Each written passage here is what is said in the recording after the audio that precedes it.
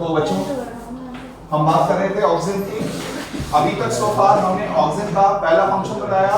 इधर देखो, ऑक्सीजन का पहला फंक्शन बताया, ये हार्मोन प्लांट के अंदर रूट्स को इनिशिएट करता है। It initiates the root development in plants. दूसरा फंक्शन बताया, it prevents premature harvest drop.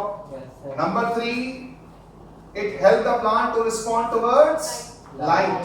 Number 4, it induces parthenocarpy in plants. जी, जीवन प्राप्ति में भी काम आता है।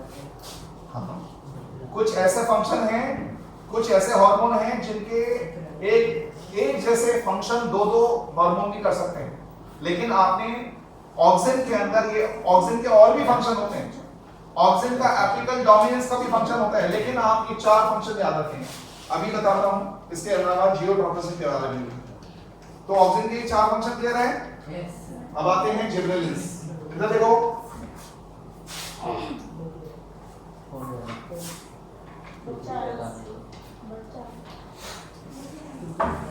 इधर देखो, जिबरेलिंस को कभी कभार इस नाम से भी जानते हैं। क्या? अगर एग्जाम में एनसीईआरटी तो मतलब आपके एग्जाम में क्वेश्चन पेपर में जिब्रेलिन हो या जिब्रेलिक एसिड हो, एक ही बात है। ये शॉर्ट फॉर्म में इसको जीएबी कहते हैं। इसके जिब्रेलिन्स के टाइप्स बहुत सारे होते हैं प्लांट के अंदर। तकरीबन 300 टाइप के जिब्रेलिन्स प्लांट में पाए जाते हैं। अप्रॉक्सीमेटली 300 टाइप के जिब्रेलिन्स प्लांट में होते हैं। इन जिब्रेलिन्स का पहला फंक्शन सुन लीजिए। सबसे पहला है, ये प्लांट की हाइट बढ़ाने के लिए रिस्पॉन्सिबल होते हैं। It increases the it stimulate the height of plants. Plants की हाइट को बढ़ाने के लिए होते हैं। नंबर 1। नंबर 2, इधर देखें,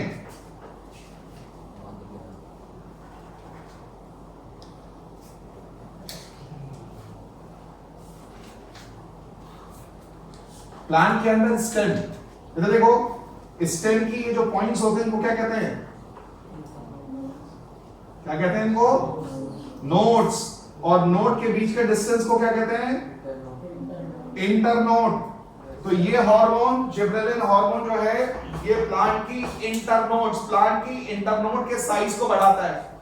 मान लो अभी इंटरनोड का जो डिस्टेंस था वो 22 सेंटीमीटर था। हो सकता है कुछ टाइम के बाद आने के बाद इसमें 22 के बजाय वो 25 सेंटीमीटर या 27 सेंटीमीटर हो जाए। तो प्लांट्स के अंदर इंटरनोड के डिस्टेंस को बढ़ाने के लिए ये हार्मोन जिम्मेदार होता है। कौन सा? जिब्रेलिक एसिड या gibberellin increases the distance of internodes. For example, आपने एक प्लांट का नाम सुना होगा, सैकरम ऑफिसिनेरम, जिसको आम जबान में शुगर केन कहते हैं, गन्ना। गन्ने के ऊपर इस तरह की नोट्स होती है। तो आपने जब गन्ने की फसल लगाई, गन्ना स्टार्ट होगा, ग्रो करेगा, तो उसकी नोट्स का जो डिस्टेंस होगा, तो कुछ समय के बाद उसका दो डिस्टेंस बढ़ जाएगा। इसकी वजह से जिब्रेलिन, और इसी हार्मोन की वजह से ये प्लांट की हाइट बढ़ाने के लिए रिस्पांसिबल होता है। कौन सा हार्मोन? जिब्रेलिन। जिन प्लांट की आपको हाइट बढ़ानी है, आप चाहते हैं प्लांट की हाइट बढ़े, हालांकि हाइट बढ़ना हर प्लांट के लिए अच्छा नहीं है। आपको मालूम है पैडी जो है उसकी हाइट बढ़ना अच्छा नहीं है। बहुत ज्यादा हाइट बढ़ जाए वो नुकसान करता है। तो कुछ प्लांट जिनके अंदर हाइट बढ़ाना होता है, उनके लिए उनके अंदर जिब्रेलिन्स हमारे लिए जरूरी है। जिब्रेलिन्स हमारे लिए इंपॉर्टेंट है, वो प्लांट की हाइट बढ़ाता है। दूसरा, इंटरनोड के बीच का जो डिस्टेंस है उसको बढ़ाने के लिए भी ये जिब्रेलिन जिम्मेदार होते हैं। और तीसरा, अगर आपको किसी प्लांट की रूट दे दी जाए, रूट, इधर देखो, आपको रूट दे दी जाए और रूट से आपको शूट निकलवानी हो, तो आपने क्या करना है, इसमें पानी ले लीजिए और उसके अंदर जो भी रूट्स हैं, जो भी रूट है ना, रूट वाला पार्ट इसमें डाल दीजिए और इसमें आप क्या डाल देंगे? जिब्रेलिन। तो इसमें से क्या निकलना स्टार्ट हो जाएगा? शूट निकलनी स्टार्ट हो जाएगी। तो इसका मतलब जिब्रेलिन हार्मोन प्लांट्स के अंदर शूट को निकलने में मदद करता है। और ये प्लांट का हार्मोन है जो हाइट बढ़ाता है, प्लांट के शूट के निकलने में मदद करता है। तीसरा इंटरनोड के डिस्टेंस के निकलने में मदद करता है। चौथा फंक्शन सुनो, gibberellin hormone increases the height of plant. Number 2, it promotes the distance between the internodes. तीसरा, it initiates shoot development in plants during tissue culture. Shoot development in plants during tissue culture.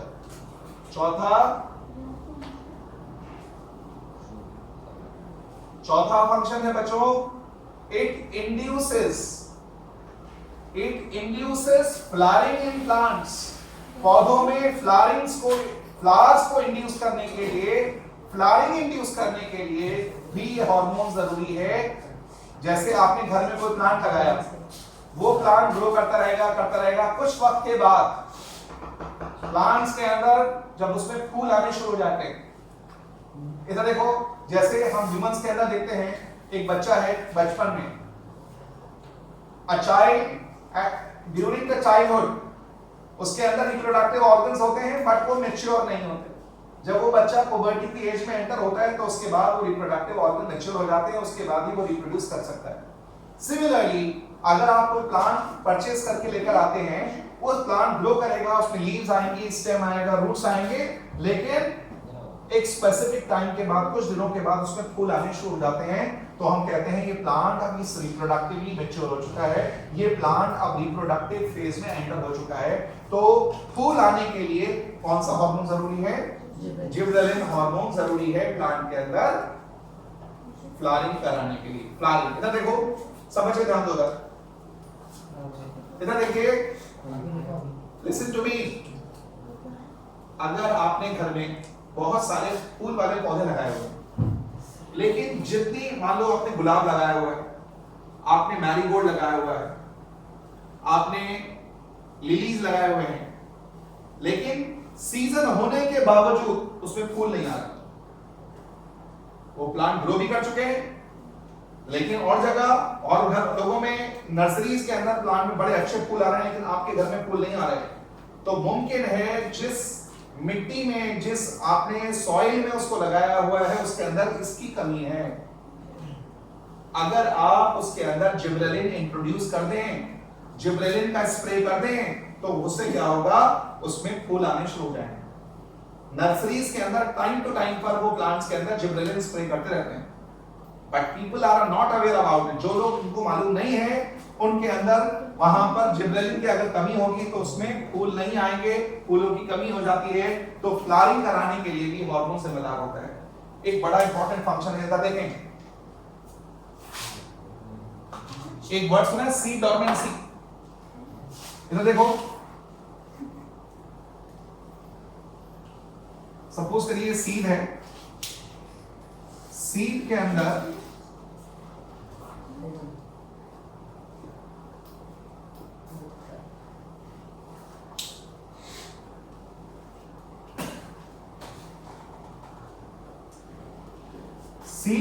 दो part हैं। ये वाला जो part है ना, इसमें खाना स्टोर होता है, इसको कहते हैं, क्या कहते हैं इसको? एंडोस्पर्म। और ये वाला जो पार्ट है, ये क्या है? एम्ब्रियो है। और ये क्या है? क्या है? सीड पोड। और इसके बीच में कभी कभार क्या होता है, एक लेयर आ जाती है, किसकी? इसकी एब्सिसिक एसिड की कभी कभार बीच में लेयर आ जाती है। एंडोस्पर्म और एम्ब्रियो के बीच में कभी कभार इस एब्सिसिक एसिड की लेयर आ जाती है। ये लेयर जो है, इसकी न्यूट्रिशन सप्लाई को होने नहीं देती। किसको? एम्ब्रियो को। मान लीजिए आप किसान हैं, आपने सीड्स को मिट्टी में डाला और मॉइस्चर मिलने के बाद भी ये सीड जर्मिनेट नहीं करता, क्योंकि इसमें बीच में न्यूट्रिशन सप्लाई इसने ब्लॉक किया हुआ है। किसने? FCC gas. अगर ये ना होता ना, इधर देखो, अगर ये ना होता तो नॉर्मली क्या है, ये एंडोस्पर्म से इसको न्यूट्रिशन मिलेगा किसको? एम्ब्रियो को, और फिर उसके बाद ये एम्ब्रियो यहां से ग्रो करके ऐसे शूट बाहर निकल आएगा। यहां से रूट निकलेगी, इधर से शूट निकलेगी। जब सीड स्प्राउट करने लगता है, जर्मिनेट करता है, कुछ इस तरह से करता है, इसमें से रूट और शूट निकलने लगते हैं। मेरी बात समझ आ रही है? तो आमतौर पर ये इस तरह से होता है। लेकिन अगर आपने सीड को मिट्टी में डाला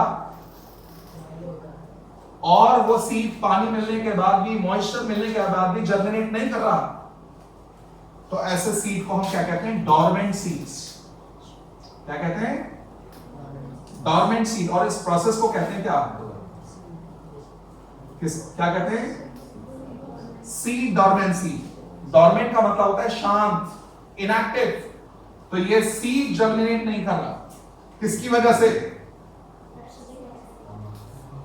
एब्सिसिक एसिड की वजह से।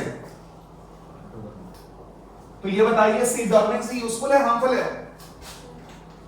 एक किसान के पर्सपेक्टिव से सोचिए, एक किसान के पर्सपेक्टिव से ये सीड डॉर्मेंसी, अगर मिट्टी में सीड डाले जाएं और वो सीड जर्मिनेट ना करें, तो इज इट यूजफुल और harmful for farmers? Usually harmful. क्यों? क्योंकि अगर मान लीजिए एक मंडी से सीड उठाए किसान ने और उसके अंदर कई हजार के, कई लाख रुपए के सीड खरीदे और उसमें से 50% सीड जर्मिनेट ही नहीं कर रहे, तो उसकी वजह से प्लांट की जो फसल होगी, प्रोडक्टिविटी होगी, वो कम हो जाएगी, जिससे किसानों को नुकसान होगा। इस एतबार से ये सीड डॉर्मेंसी एक अनडिजायरेबल फिनोमेना कंसीडर किया जाता है। अब मान लीजिए आपके पास, सपोज यू आर फार्मर, और आपको कुछ सीड्स दिए जाएं और आपको ये बताया जाए कि ये सारे सीड डॉर्मेंट हैं, यानी सारे सीड डॉर्मेंट है, मिट्टी में डालोगे तो जर्मिनेट नहीं करेंगे। इधर देखो, तो आपने उसकी सीड डॉर्मेंसी खत्म कर सकते हो। कैसे खत्म करेंगे मैं बताता हूं। आपने सबसे पहले सीड्स को लेकर एक सैंड पेपर में रब करना है। सैंड पेपर जानते हो? सैंड पेपर में रब करने के बाद आपने क्या करना है, एक बीकर लीजिए, बीकर में पानी डालिए, और उसके बाद जो सीड्स डॉर्मेंट थे उनको रब करने के बाद, रगड़ने के बाद आपने सीड, सारे सीड इसमें डाल दीजिए पानी के अंदर, और पानी में थोड़ा सा क्या डाल दीजिए?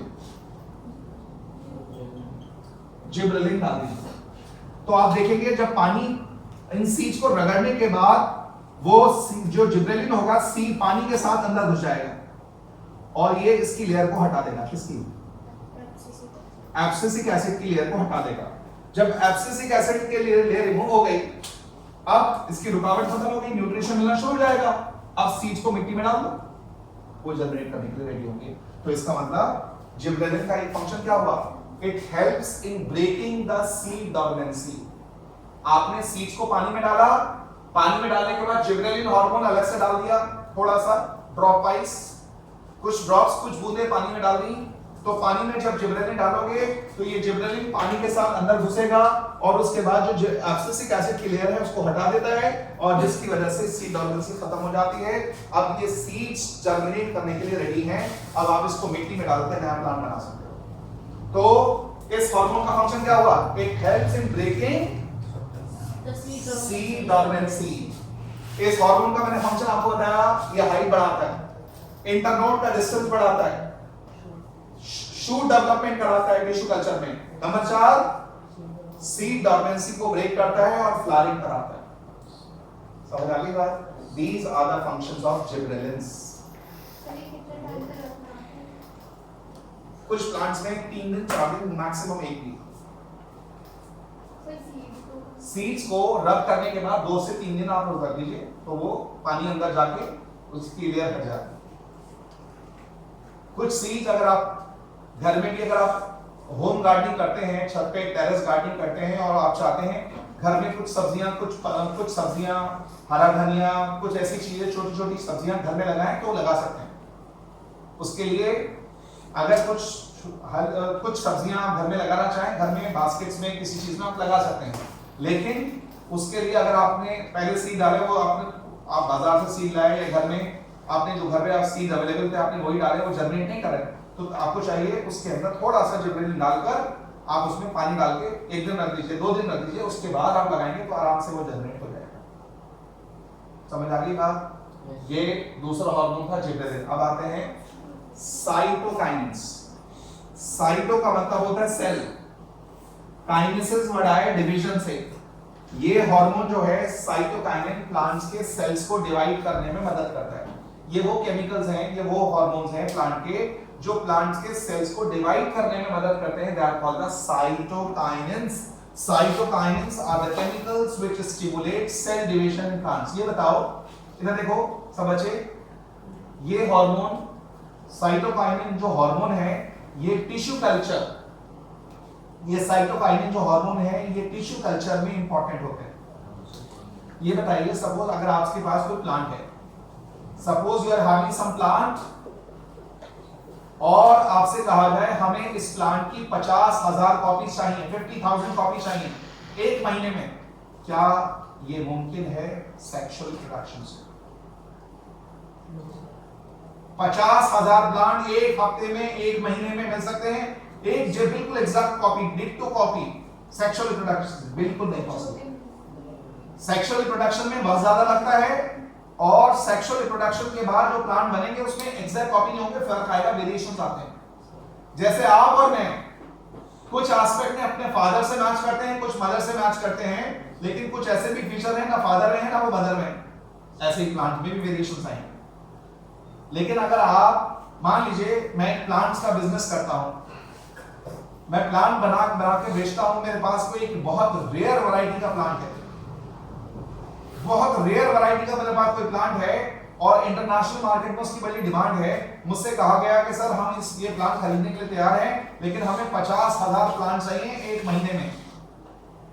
तो ये क्या ये मुमकिन है? ये नेचुरली तो मुमकिन नहीं है, आर्टिफिशियली मुमकिन है। एक टेक्निक होती है लेबोरेटरी में जिसका नाम होता है टिश्यू कल्चर। टिश्यू कल्चर से आप टिश्यू कल्चर टेक्निक से इस प्लांट की आप जितनी चाहें 50,000 क्या 5 लाख भी आप बना सकते हो। 5 लाख 10 लाख जितने प्लांट्स की कॉपीज बनाना चाहो पॉसिबल है।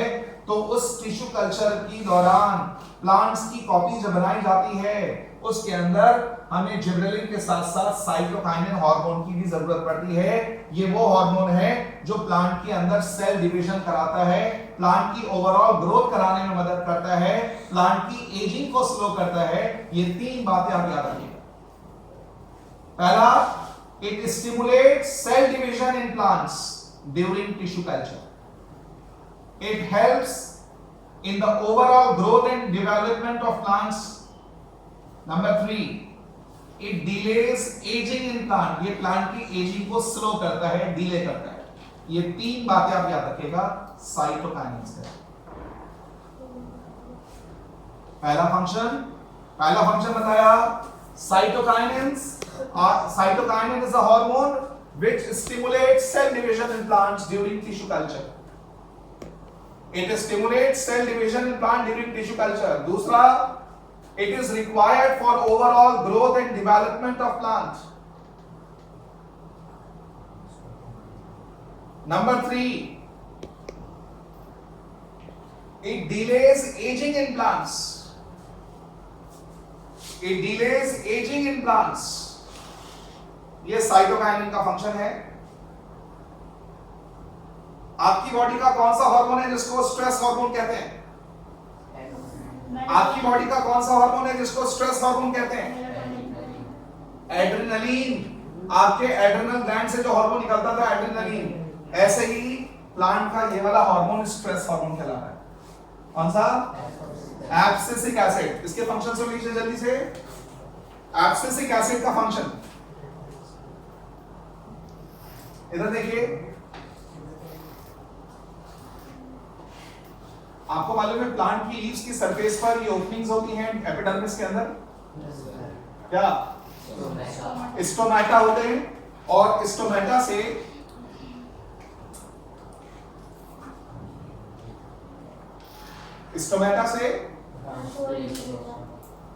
से पानी का लॉस होता है ड्यूरिंग ट्रांसपिरेशन। स्टोमेटा से पानी का लॉस होता है ड्यूरिंग ट्रांसपिरेशन। लेकिन जब पानी प्लांट्स के अंदर पास पानी की कमी होती है, गर्मी का बहुत ज्यादा दिन है, बहुत ज्यादा गर्मी है, प्लांट के पास पानी की कमी है, धूप बहुत तेज है, तो ये हार्मोन आके स्टोमेटा को, गार्ड सेल्स को बंद करा देता है, ये स्टोमेटा क्लोज हो जाता है, ट्रांसपिरेशन रुक जाता है। तो इसका एक फंक्शन हुआ, ये प्लांट्स के अंदर ट्रांसपिरेशन को इधर देखो, it inhibits the loss of water in plant during transpiration. Plants के अंदर ट्रांसपिरेशन के दौरान पानी के लॉस को बचाता है। जब ज्यादा गर्मी होती है, ज्यादा पानी की कमी होती है, तो प्लांट्स के अंदर पानी के लॉस को बचाता है। नंबर 2, जब पतझड़ का मौसम आता है, इधर देखो, ऑटम सीजन आता है, तो ये वाला हार्मोन, ये एब्सिसिक एसिड लेयर यहां पर ना लीफ के अंदर जाके एक लेयर बना लेता है। देखिए एब्सिसिक एसिड लेयर जो है, ये लीव्स में एक लेयर बना लेता है, जिसकी वजह से जाइलम की पानी की सप्लाई लीव्स को रुक जाती है, बंद हो जाती है, जिसकी वजह से लीव्स यहां से सूखनी शुरू हो जाएगी, ड्राई हो जाएगी, गिर जाती है। पतझड़ का जो मौसम आता है ऑटम सीजन के अंदर, लीफ फॉल कराने के लिए ये रिस्पांसिबल होता है। तो लीफ फॉल कराने को कहते हैं क्या? Abscission of leaves. This hormone promotes the abscission of leaves. तीसरा, अभी आपको बताया था, यहां पे एब्सिसिक एसिड क्या करता था? ये डॉर्मेंसी को इंड्यूस करता था। एब्सिसिक एसिड इंड्यूसेस सी डॉर्मेंसी, जबकि जिबरेलिन का काम क्या था? It helps in breaking the sea dormancy. दोनों का काम उल्टा है। ये सी डॉर्मेंसी इंड्यूस करता है और ये सी डॉर्मेंसी को ब्रेक करता है। समझ आ गई बात? स्टोमेटा को बंद करता है, लीफ फॉल कराता है और सी डॉर्मेंसी को इंड्यूस करता है। Is that clear?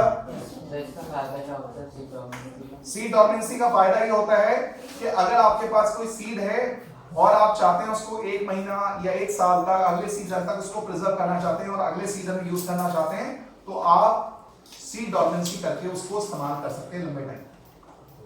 समझ आती है बात? तो बच्चों, अगली क्लास में इंशाल्लाह हम लोग इथाइलिन कंप्लीट करके we will start with plant movements.